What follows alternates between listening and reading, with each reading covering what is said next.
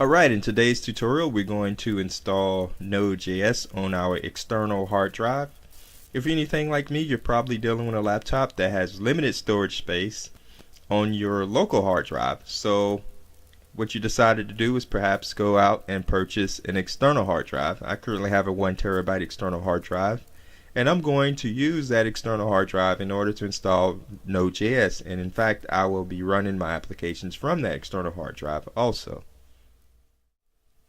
So the first thing we want to do is we want to go to the settings in the Google Chrome browser.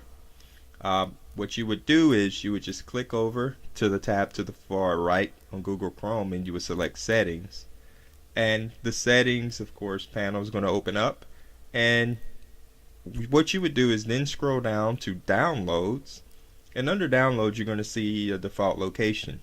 You would click the right button, change, and what you would then do is you would select your location as to where you want your default downloads to go to. In this case we select the D drive,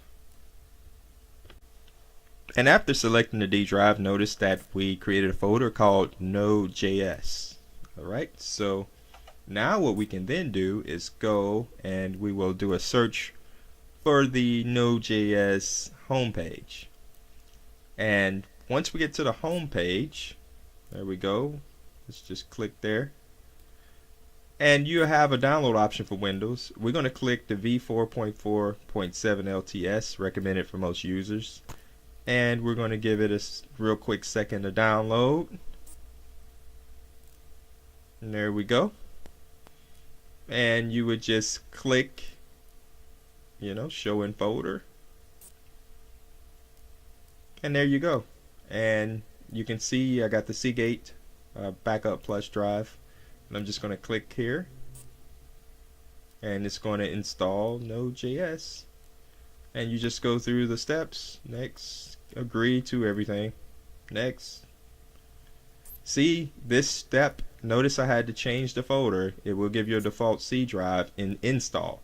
Notice we changed the download first. Earlier we changed the download location, but we now have to change the actual install location.